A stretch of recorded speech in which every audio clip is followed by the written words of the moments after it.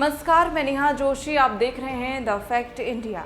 चुनाव आयोग ने शुक्रवार को राजस्थान विधानसभा उपचुनाव कार्यक्रम का ऐलान नहीं किया है।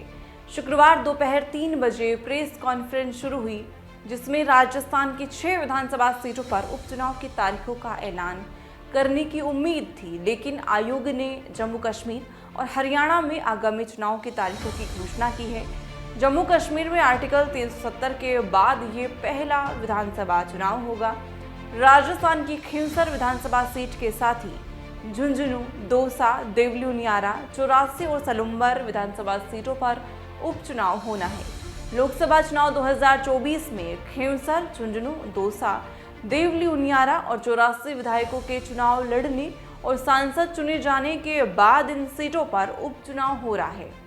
तो वहीं हाल ही में भाजपा विधायक अमृतलाल मीणा के निधन के बाद सलुम्बर विधानसभा सीट रिक्त हुई है।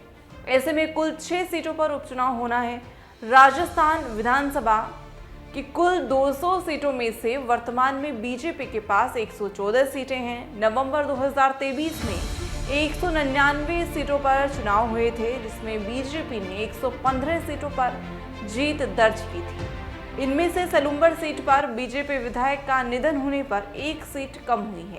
कांग्रेस प्रत्याशी रहे गुरमीत सिंह कुन्नर के निधन के चलते वहां चुनाव नहीं हुआ था, लेकिन बाद में चुनाव हुआ तो वहां दिवंगत गुरमीत सिंह कुन्नर के बेटे और कांग्रेस प्रत्याशी की जीत हुई थी। प्रदेश की 6 सीटों पर अब उपचुनाव होना है। हालांकि फिलहाल उपचुनाव कार्यक्रमों की घोषणा नहीं हुई है। ऐसी तमाम खबरों के लिए बने रहें द फैक्ट इंडिया के साथ। मैं नेहा जोशी।